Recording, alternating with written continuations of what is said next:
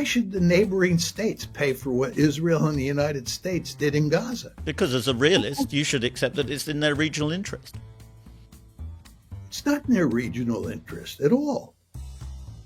Why not? The United States and Israel destroyed Gaza. The Israelis were executing a genocide. I mean, Trump sits there with Netanyahu and they talk about Gaza now being unlivable, and they talk about all the destruction in Gaza and the fact that the Palestinians cannot live there. It has been so thoroughly wrecked. And then the question is, who wrecked Gaza? Who did this? I think that basically what Trump is trying to do at this point in time is to sort of create chaos on all fronts, make a number of wild assertions, put forward policy ideas that are never going to be realized. And I think the hope on his part is that out of all this chaos that he's creating, he can come up with some sort of formidable grand strategy that solves all the big problems that the United States and the West faces, and in the end, fashion a coherent grand strategy that deals with these different problems.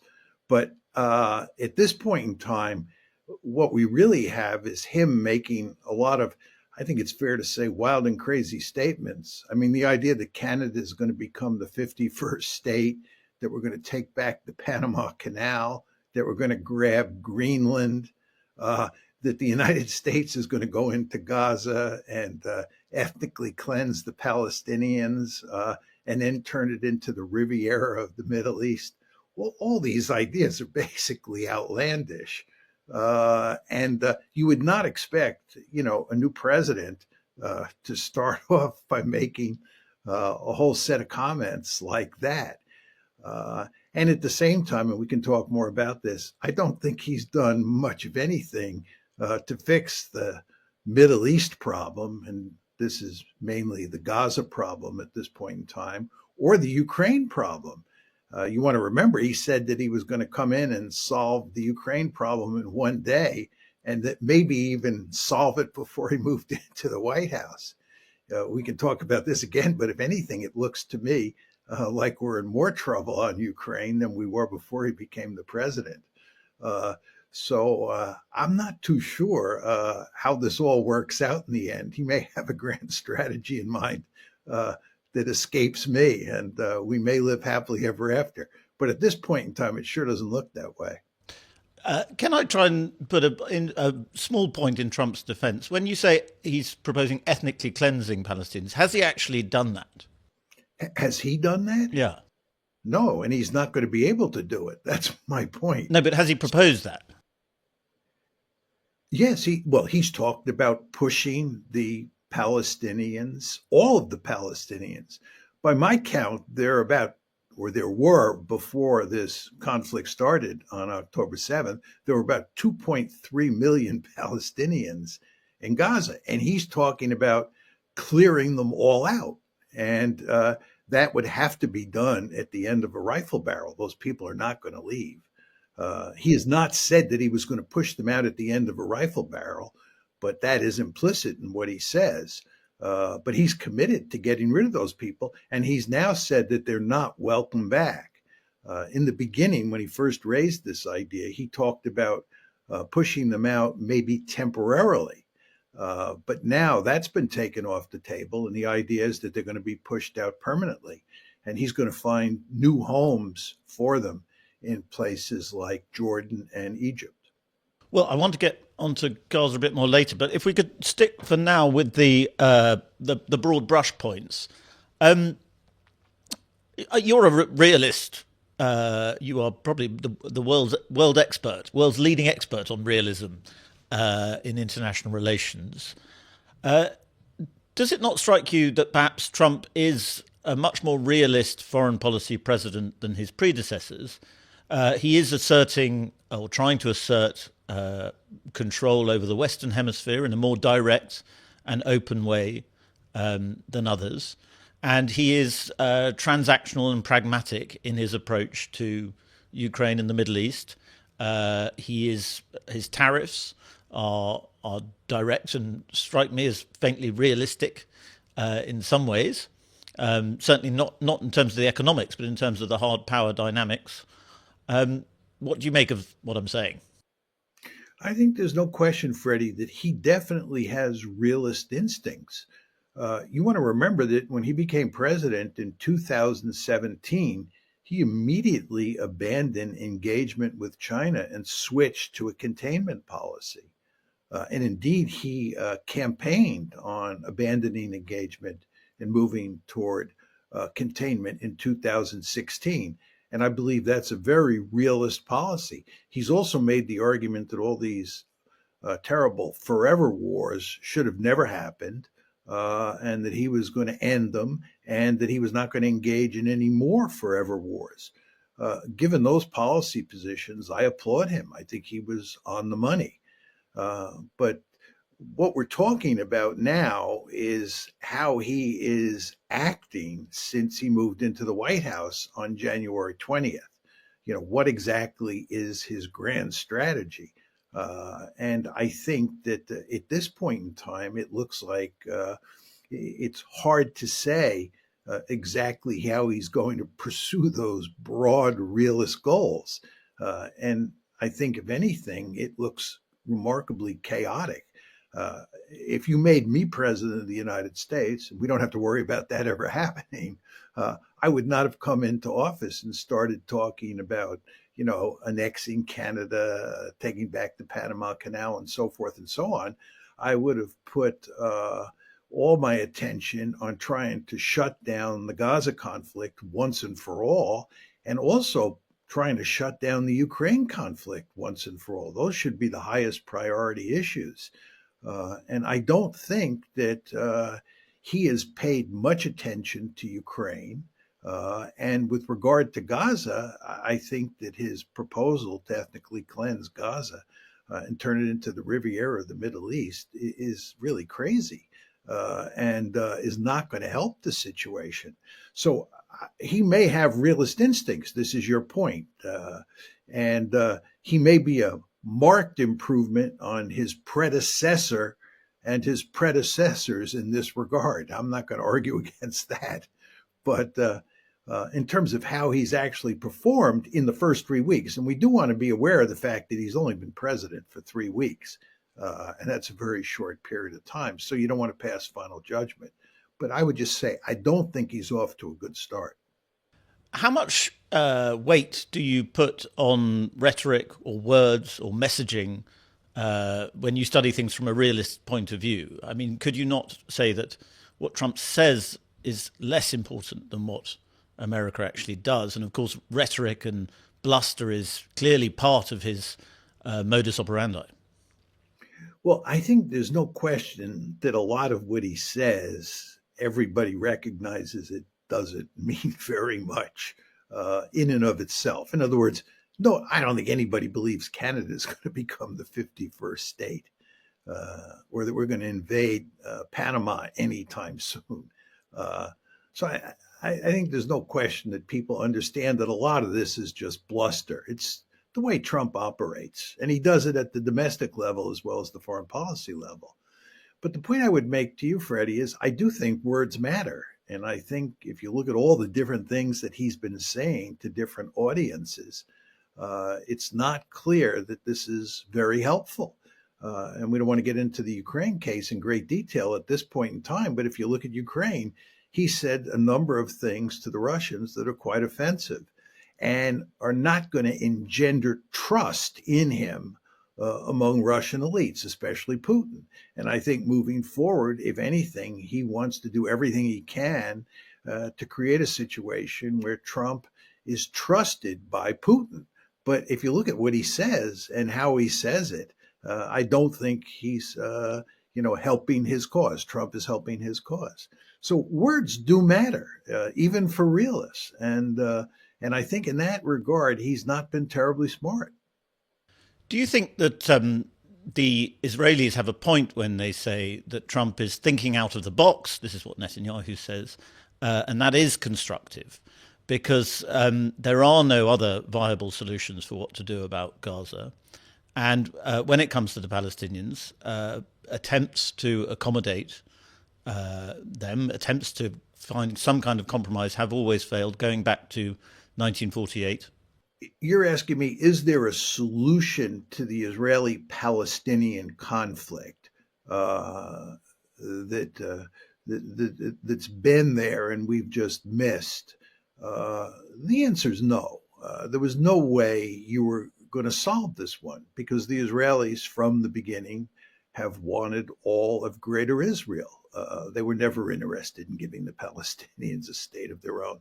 This is a myth that we purvey in the West so that we can support Israel fully. So it's not like I think there is a solution out there, a viable solution. The best that the Israelis were able to come up with was where they basically locked the Palestinians in Gaza in a giant open air prison, and they thought they could manage that problem. And that looked like it worked up until October 7th. And now the question is, what do you do moving forward? And the Israelis would like to cleanse Gaza. That's been their policy goal since October 7th, to cleanse Gaza. They want to get rid of all the Palestinians. And the question is, do you think this is a viable or an ethical solution? I don't think it's a viable solution because I don't think the Palestinians are going to leave.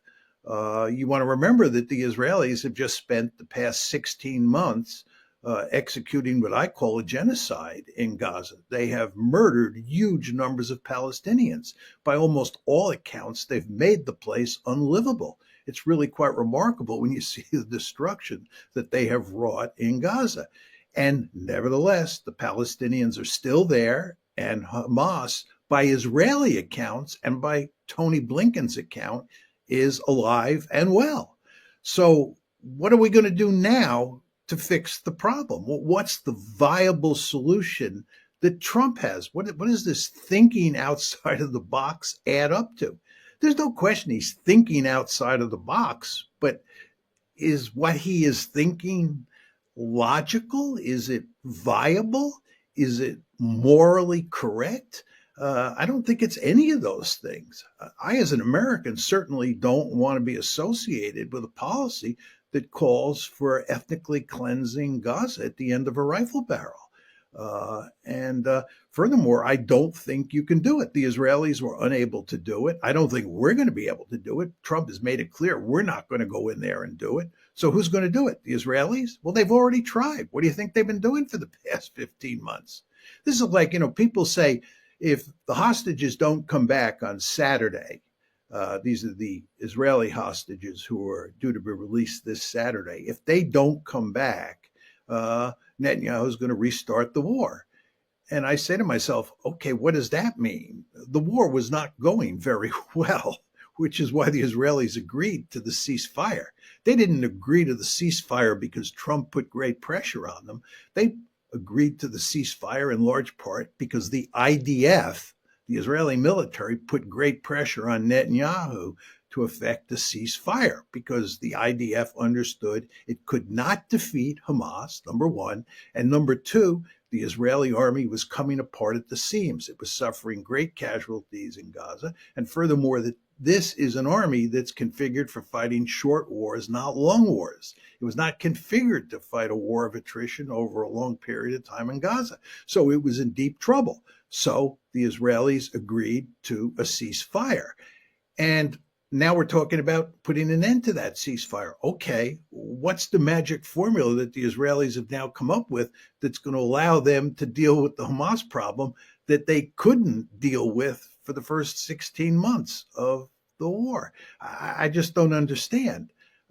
So, Trump is thinking outside the box, but sometimes thinking outside the box makes sense and sometimes it doesn't. And in this case, I don't think it makes sense. I want to go back a little bit to where you said that the Israelis have always wanted a greater Israel.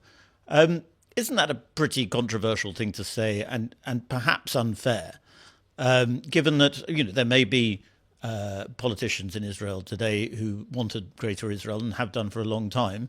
But Israel as a state has not always acted as though it has wanted Greater Israel. It has sought accommodation with the Palestinians, and it has been rebuffed.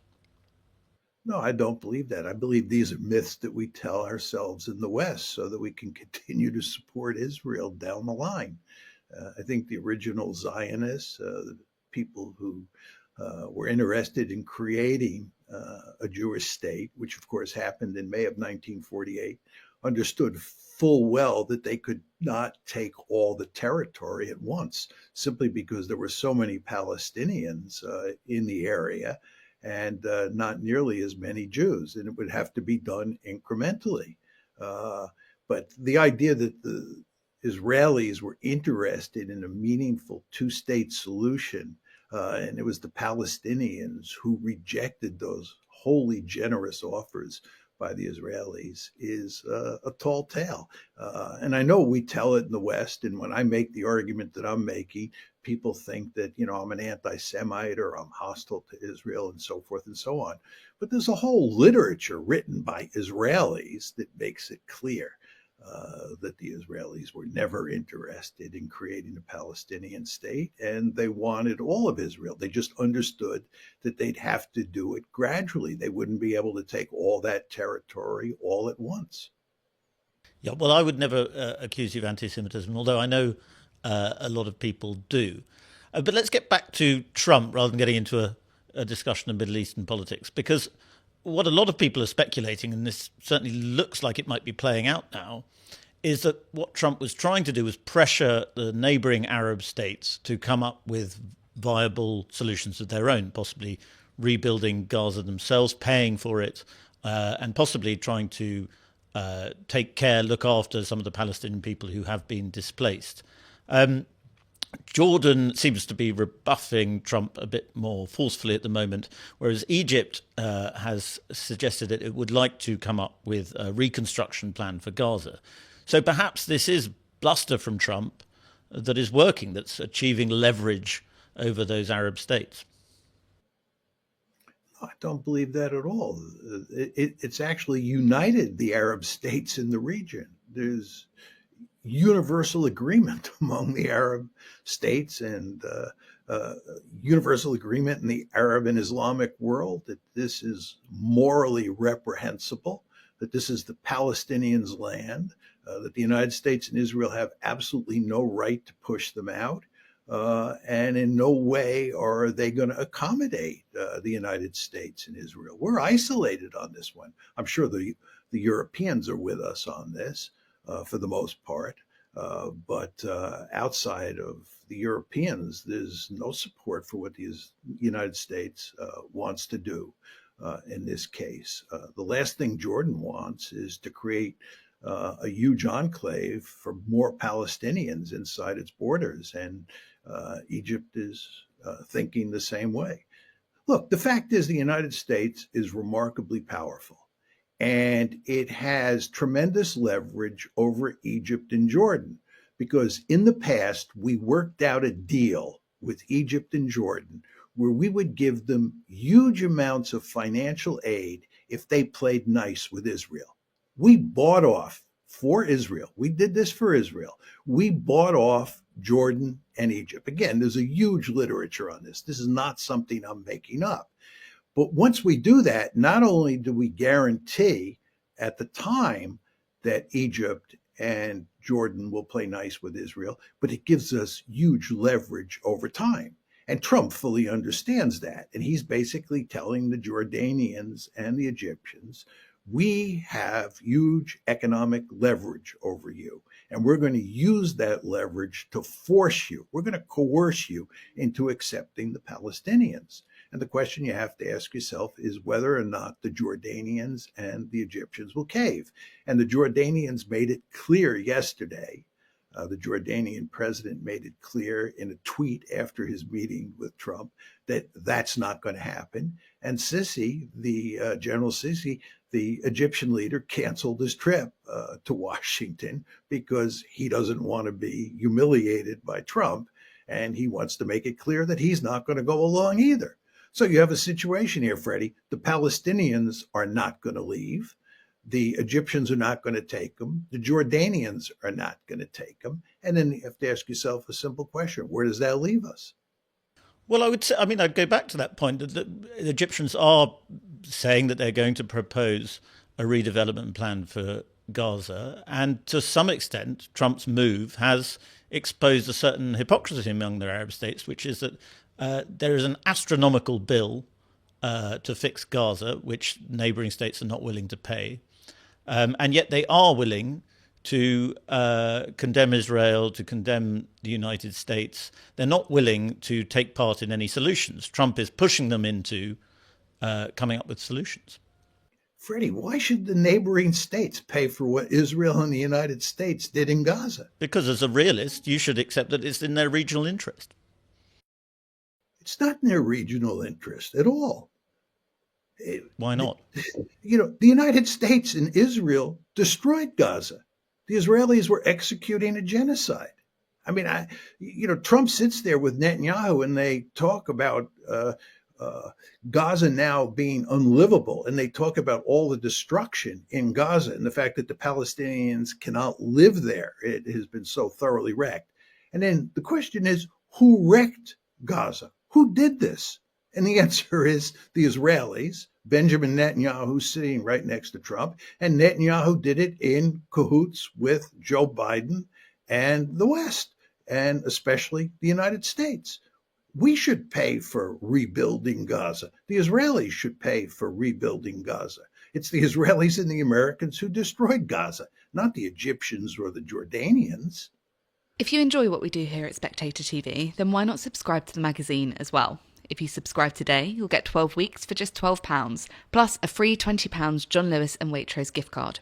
You can sign up at spectator.co.uk/TV offer. Well, speaking of the United States paying for rebuilding Gaza, that is what Trump is proposing. So if we take his proposal at face value, a lot of people who support Trump, or a lot of people who voted for Trump, I'd say, did not imagine that occupying Gaza, which is what he's proposing, he said it repeatedly now, would be part of the foreign policy agenda. And in fact, it goes against what he's appeared to stand for, and appeared to stand for in both elections, in all three elections, presidential elections that he's fought, which is America first, not getting entangled in the Middle East, or further entangled in the Middle East. This would be a huge entanglement, would it not? Yeah, I've seen a number of tweets from people who identify with the MAGA agenda, protesting what Trump is doing, saying, what is he doing here? My response to that is Trump's proposal on Gaza is not a serious proposal. The United States is not going to ethnically cleanse Gaza and then turn it into the Riviera of the Middle East. This is about as likely as Canada becoming the 51st state. Trump likes to bluster. He likes to make all of these outrageous statements, and then everybody pays huge amounts of attention to these statements, and they never add up to much. You remember when he fell in love with the North Koreans, and he was going to solve that problem. Get rid of North Korean nuclear weapons. How well did that work out? The answer is not very well at all. And this one's not going to work out very well either. This is a giant problem.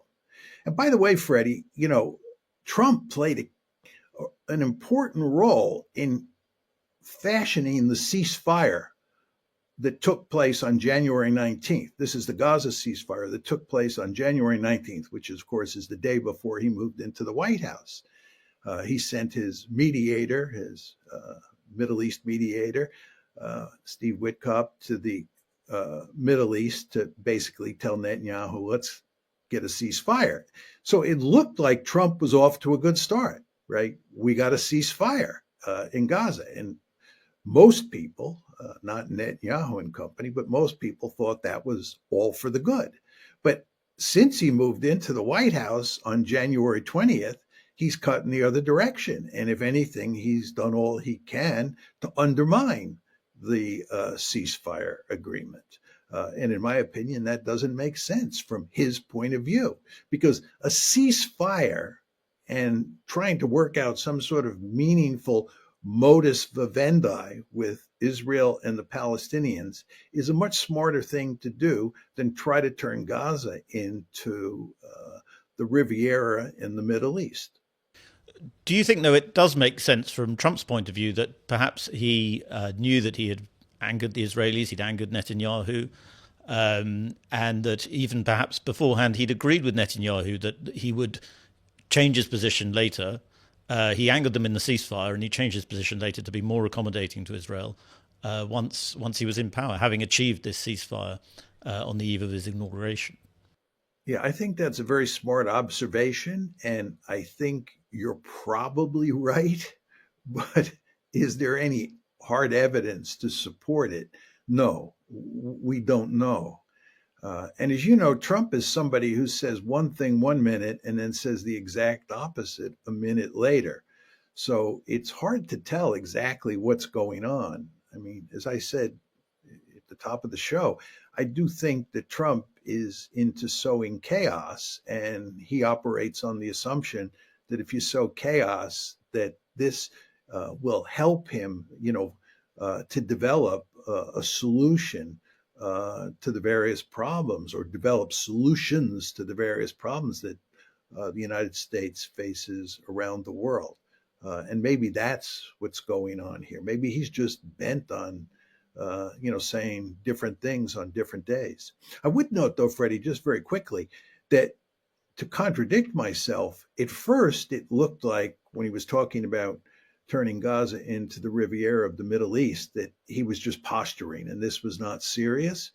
But it now looks like he really believes that he thinks that this is a meaningful policy position to hold, and that he, for the time being, is going to stick to it. I don't know how long he'll stick to it, because it ought to be quite apparent to him that he's not getting a lot of support in the Arab world, and that Hamas is not going to give up easily in Gaza, and he's going to have to force them out, the Palestinians, if he wants to put this grand plan of his into operation.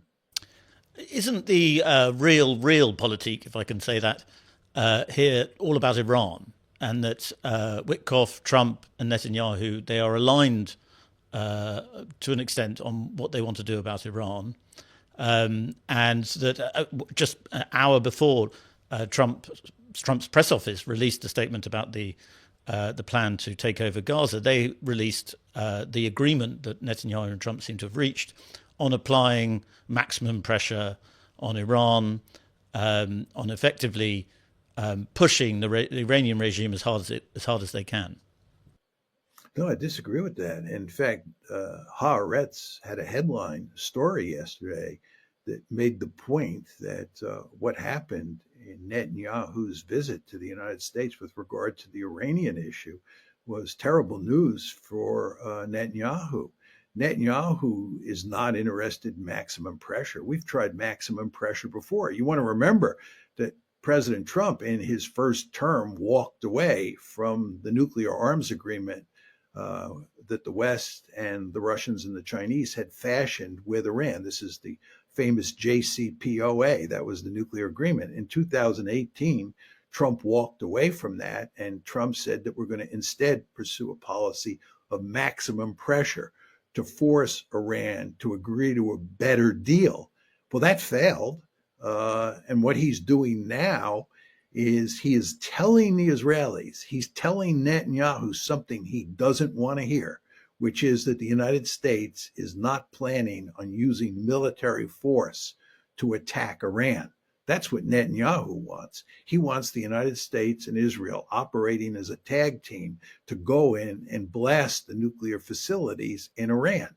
Trump has made it clear he has no interest in doing that, and instead he's going back to maximum pressure.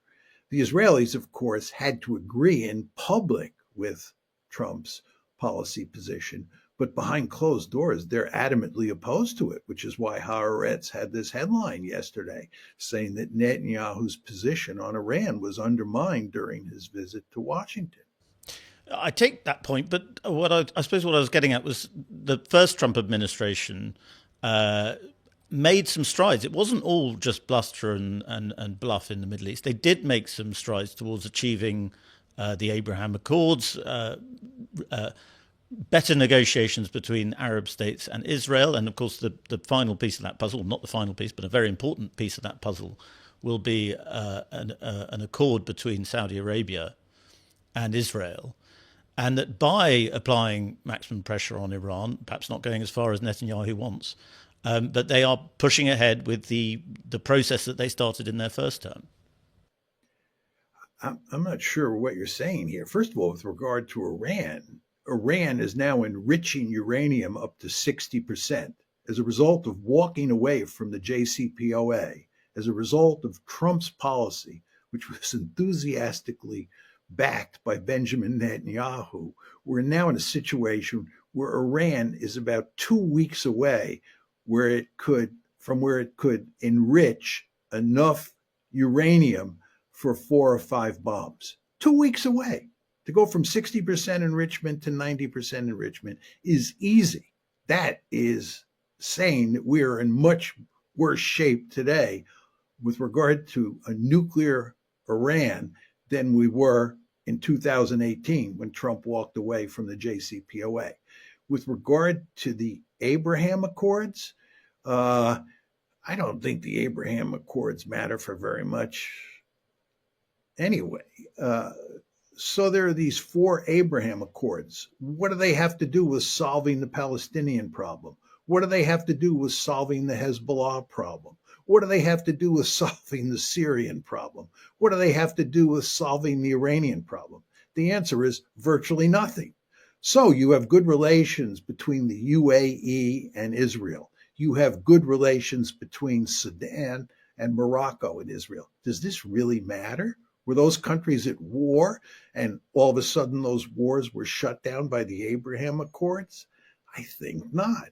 And with regard to Saudi Arabia, if you read what the Saudis are now saying about Trump's plan to turn Gaza into the Riviera of the Middle East, it's quite clear that we're further than ever from having an Abraham Accord with Saudi Arabia. Now, in the West, people like to talk about the fact that an Abraham Accord with Saudi Arabia is just around the corner. I would argue that if you look carefully at the evidence, that's not true at all. But even if you get an Abraham Accord with Saudi Arabia, what's the big deal? Is that going to help with all these different problems in places like Gaza, the West Bank, Hezbollah, Syria, and Iran? I think the answer is no. Well, you said earlier that words matter. I would have thought accords matter, and diplomatic relations between countries being good matters because it's better than being bad. The question, Freddie, is how much does it matter? And the answer is it doesn't matter very much at all. It matters for Saudi Arabia and Israel, but Saudi Arabia is not the big problem in the Middle East. We don't talk about the Saudi versus Israel conflict, right? Or the Sudan versus Israel conflict. We talk about places like Gaza, the West Bank, the Palestinians, Hezbollah, Iran, Syria. And these accords have little to do with those conflicts. As we understand it, President Trump is quite concerned, or the people around him are quite concerned about an apparent Iranian threat to assassinate him. He said the other day that he's left instructions that if he is assassinated by Iran, there will be all hell to pay, or words to that effect. I mean, I think Trump might be more willing to nuke Tehran than you're willing to grant. Well, he has made it very clear that he does not want to, quote him, bomb the hell out of Iran. You want to remember that he was elected in 2016 and he was elected again in 2024 on the platform that he was not going to start any more wars. That's the realist in Trump, and I think that's all for the good. I think there's no question if it was clear that Iran assassinated President Trump, and let's hope that never happens. Let's hope he's never assassinated, period. But if there was clear evidence that Iran assassinated Trump as president, there's no question whether Trump left orders or not that his successor would make Iran pay a god awful price. There's just no question about that. But there's no evidence that Iran is trying to assassinate Trump that I know of. If there's evidence, they can show it to me, and then I'll believe it. But I don't think that Iran would be crazy enough to assassinate Trump. They surely can figure out what the consequences would be for them, and they would not be good. And therefore, I don't think they're out to assassinate Trump. So I think this is much to do about nothing. There are some people who think, contrary to what I've been saying before, that Trump's agenda is to actually, go to Tehran at some point to surprise everyone by fashioning some kind of agreement with Iran, as he did with Kim Jong-un and North Korea in his first term, and perhaps as Nixon did with China. He sees himself as somebody who's capable of breaking these surprising alliances. Well, the problem that he would face if he did that, Freddie, is he'd run into the Israel lobby. The Israel lobby is deeply committed to making sure that the United States and Iran remain mortal enemies, at least as long as Iran has the capability to enrich uranium and reprocess plutonium. And therefore, I think if Trump began to play nice with Iran, the Israel lobby would move in and make it very clear to him that that's unacceptable, and he would change his behavior. For viewers who have not read your work on the Israel lobby, what exactly is the Israel lobby? Well, it's a group of individuals and organizations in the United States that are profoundly committed to making sure that the United States supports Israel unconditionally. It's very important to understand that the United States has a relationship with Israel that has no parallel in recorded history.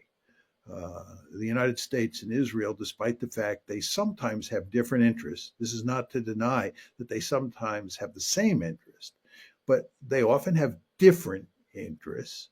And in those cases, the lobby works overtime to make sure that the United States supports Israel unconditionally.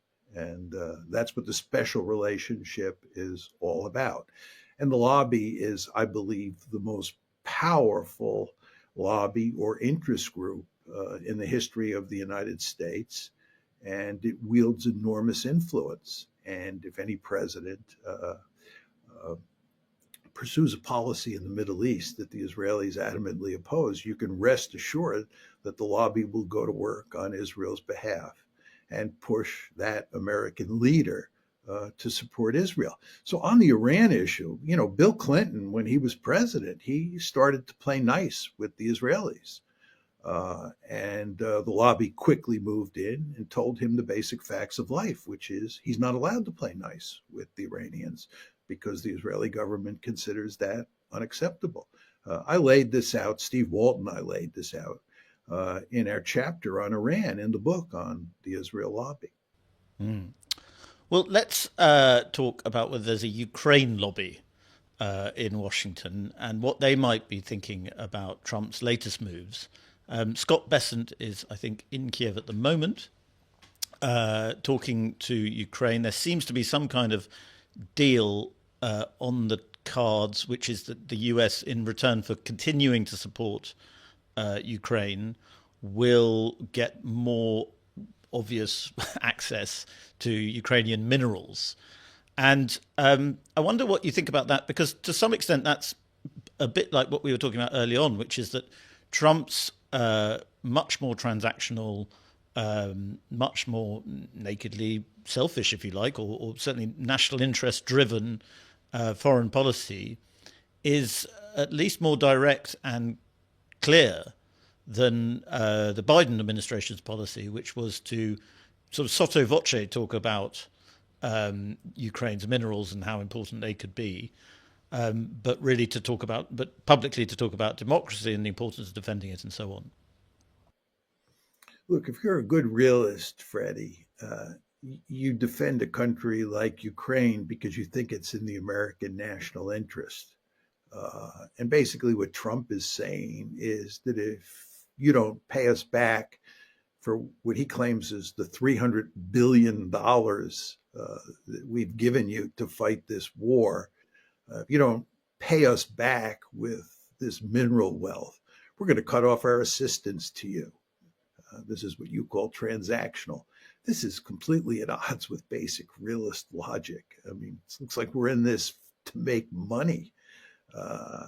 And it's no accident that the German chancellor condemned Trump for making this claim or making this line of argument. It makes us look like we're mercenaries. Just a fundamental mistake, and it's completely at odds with realism. Trump told us that he was going to settle the Ukrainian conflict in one day. And there is no evidence that we are even close to settling the Ukraine conflict. And if anything, we're heading in the other direction. So he has failed so far. Now, of course, he's only been in office for 3 weeks, but there is no evidence that he has a plan for shutting this war down. And it looks like the war is going to go on. And it looks like he is doing everything he can to dump this war into the lap of the Europeans. And it looks like the Europeans are coming to recognize that they don't have any choice but to accept much more of the burden of dealing with this war. So this is bad news all around. Bad news for the Ukrainian people, bad news for the Russians, bad news for the United States, bad news for the West, because we're not going to shut this one down anytime soon. If it isn't realism, what is it? Is it mercantilism? Is it, I've seen people calling it national capitalism. Is it something new entirely? I don't know. It's just, Trump sowing chaos. It's hard to say. As I've said, a few times here, I'm not exactly sure what Trump is up to. It doesn't make sense to me to say, after all of the attention the United States has paid to the Ukraine war, after all the support that the United States has given to Ukraine, to all of a sudden turn around and say, if you don't give us a huge chunk of your mineral wealth, we're going to abandon you. But if you don't, right, if you do give us all of this mineral wealth, we won't abandon you. We'll continue to support the war. That's what he's saying. That's certainly not a realist perspective, certainly not a morally correct perspective. And it raises the question, what is he doing here? Why do this? And I don't have a good answer. Well, it might be answered by looking at his relationship to Russia, or his approach to Russia, his approach to Putin and the Kremlin. He has appeared to be a realist when it comes to Russia's interests, or understanding Russia's interests in the past. Russia in recent days has released an American hostage. I think it's going to, a prisoner, I should say. I think it's going to release another. Something's going on there, is it not? What can we interpret about that? What's going on? I want to know what the plan is. The Russians have made it very clear what they want. And the question is, what is Trump willing to do to accommodate the Russians? What's the plan? There's no evidence they have a plan. There's no evidence there are any meaningful contacts between the Russians and the Americans for purposes of shutting this war down. So I don't think that releasing some prisoner makes any difference at all. The question is, what is the deal? What does Trump think he can do to shut this war down? And there's no evidence that the administration has the foggiest idea how they can shut this war down. And instead, Trump has been saying outrageous things about the Russians that are, if anything, designed to erode trust between the Russians and the Americans. And there's not very much trust to begin with. But, he says that the Russians have suffered 1 million deaths, which is a ludicrous claim, that their economy is in shambles, which is another ludicrous claim. And he says that he's going to do Putin a favor by shutting this war down for him, that we're going to do Putin a favor. Do you think this is going to make Putin think that Trump is somebody he can trust? Of course not. And Putin doesn't trust the West much at all. And Trump is just making the problem worse. So there's no concrete proposal floating around. There are no viable ideas coming out of the administration on how to accommodate the Russians, who happen to be in the driver's seat on the battlefield. And instead, what you're getting are rather outlandish statements that, if anything, going to make it harder to get a deal rather than easier. Well, lastly, John, because I know I'm taking up a lot of your time here, but I would like to ask you a bit about China, which we talked a little bit about at the beginning. You did. Anyway, is that I'd like to put it to you that the real strategic focus of the Trump administration, as we understand it so far, and even more so in this second term, it seems, is dealing with China, dealing with the rise of China, confronting the rise of China. And he has people like Elbridge Colby in his administration who are very concerned about that. And that, when you look at the Panama Canal, what he's talking about in the Panama Canal, that's very much a concern about China's Belt and Road Initiative, which has now, the Panamanian leader has said he will get rid of the Belt and Road, I believe. If you look at Greenland, that's long been a strategic concern that China is, could break through in the Arctic Circle and so on. The real focus is China. And if we want to make any sense of Trump's foreign policy, we need to think about what it's thinking about China. I think that there's no question that the United States should be riveted on China, and it should think about how best to smartly contain China.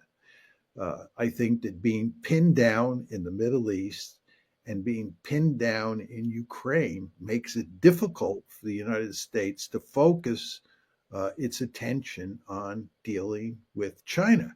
And therefore, one hoped that Trump would come in and shut down the conflict in Gaza, shut down the conflict in Ukraine, and concentrate on fashioning a smart containment policy in East Asia. That has not happened. As I said, he is, if anything, making the situation in Gaza worse. And not doing much at all to get us out of the Middle East. And there's no evidence that he's going to put an end to the Ukraine war. So we're pinned down in these two places, which causes us all sorts of problems in East Asia. Furthermore, if you look at what's happened in East Asia since he's taken office, there are all sorts of articles beginning to appear that because of what he's done with USAID, our position in Southeast Asia, where we have long had problems fashioning alliances that can help us contain China, our situation there in Southeast Asia is getting worse. And given Trump's tendency to slap allies around, it's not clear to me that he's going to do a really good job fashioning a balancing coalition in East Asia against China. So I think the situation in East Asia is actually not looking good at all. And actually, this time, lastly, I know I said lastly last time, but I would like to ask you by answering a sort of yes/no question. You don't have to answer at length if you don't want to. A lot of people talk about the Trump administration as reversing America's decline as a superpower. It sounds to me from what you're saying that you believe he could be accelerating its decline. Do you believe he's accelerating it or reversing it or checking it in some way? Well, when I think about decline, Freddie, I think of it in terms of the balance of power. And I think about how powerful the United States is in material terms versus how powerful it is, how powerful China and Russia are relative to the United States. And the reason that the United States has been declining in terms of its power over time is because China has been rising. So it's in terms of relative power that we have been declining. But in terms of absolute power, if you look at the state of the American economy is doing quite well. It's growing. And I believe that if you look at the future, right, there's every reason to think that the US economy will do very well. But the question is, how well will the Chinese economy continue to do? And if the Chinese economy were to grow at a really significant rate in the years ahead, then there would be relative decline for the United States, because relative to China, we would be declining, even though our economy would be growing every year. So I think American decline mainly has to do with the Chinese economy. Now, to take this a step further, and I think this is a very important point, when we talk about containing China and we talk about dealing with China from an American point of view, the focus is usually on containment and putting together a balancing coalition, which involves usually a focus on military force. But there's another competition that's taking place, and that has to do with cutting edge technologies, things like AI, quantum computing, super chips, and so forth and so on. And there is a wickedly intense competition taking place there. And that competition for high-end technologies matters enormously for the balance of economic power, which, of course, for a good realist like me, is of great consequence. So I think moving forward, the key question is, how well does China do with AI, for example, versus how well the United States does with AI, right? And this will tell you a great deal about American decline moving forward. Now, all of this is to say, just to go to the heart of your point or your question, I don't think that Trump is doing anything yet that is eroding America's absolute power, right? Or speeding up America's relative decline. What Trump is having great trouble with so far, and again, he's only been 3 weeks into his administration, is the diplomacy that comes along with military power. The United States has this enormous power. It's still the most powerful state on the planet. The question is, what does American diplomacy look like? How is America using all that power that it has to fashion or to influence events around the world that are in the American national interest?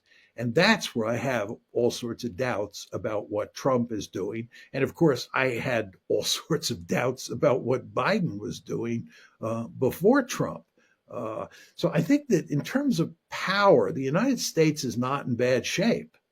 I think it's in terms of how it uses that power that it gets itself into trouble. And that's what worries me about Trump.